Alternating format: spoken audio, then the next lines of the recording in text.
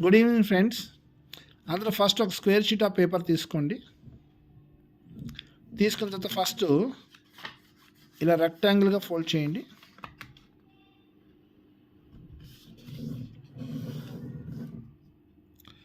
So రెక్టాంగిల్గా fold చేసిన తర్వాత ఇది first step.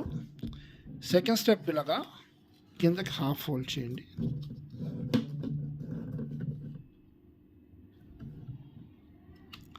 Third step left to right triangles వేయండి.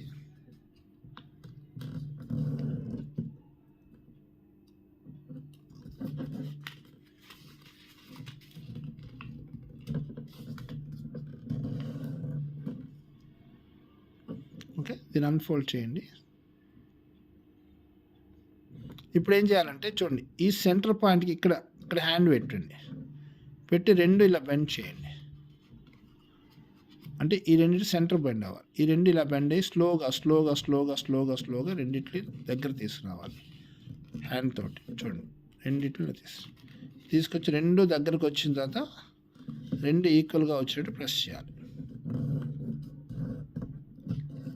ఓకే, వచ్చిన తర్వాత ఈ సెంటర్ పాయింట్ నుంచి లెఫ్ట్కి ఇక్కడ నుంచి రైట్కి బెండ్ చేయాలి, చేసి వెయిట్ చేయాలి.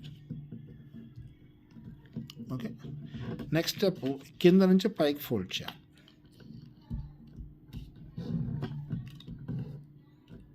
మీరు ఏం చేస్తారంటే వీడియోని ఫస్ట్ ఆఫ్ ఆల్ వీడియోని కంప్లీట్గా ఒకసారి ఏమి చేయకుండా జస్ట్ ఒక సినిమా చూసినట్టు చూసేయండి.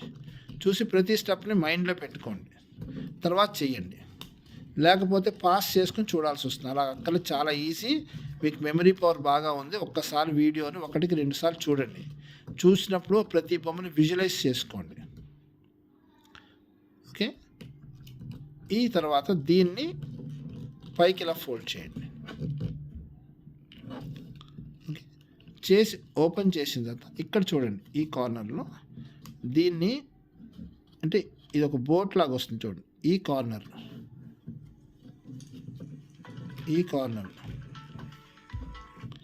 ఈ 2 కార్నర్స్ చేసి ఇలా బోట్లా ఫోల్డ్ చేయండి.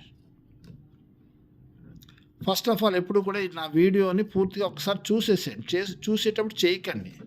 ఓన్లీ చూసిన తర్వాత ఫస్ట్ స్టెప్ ఏంటి, సెకండ్ స్టెప్ ఏంటి, థర్డ్ స్టెప్ ఏంటి, ఎందుకు చేశారు అనేది ఒకసారి అర్థం చేసుకుని బ్రెయిన్లో పెట్టుకుని ఒక అర్థంగా వచ్చిన తర్వాత అప్పుడు చేయండి. వచ్చిందా, దీన్ని బ్యాక్ టర్న్ చేయండి. Your frog is ready. చాలా సింపుల్. అంటే మీకు అర్థం కావడానికి ఫస్ట్ని 1-2 సార్లు వీడియోని చూడండి. వీడియో చూసి ఈ విధంగా మీరు ఫ్రాగ్ని చాలా ఈజీగా తయారు చేసుకోవచ్చు. Thank you. మీ ఒరిగామి సీతాపతి.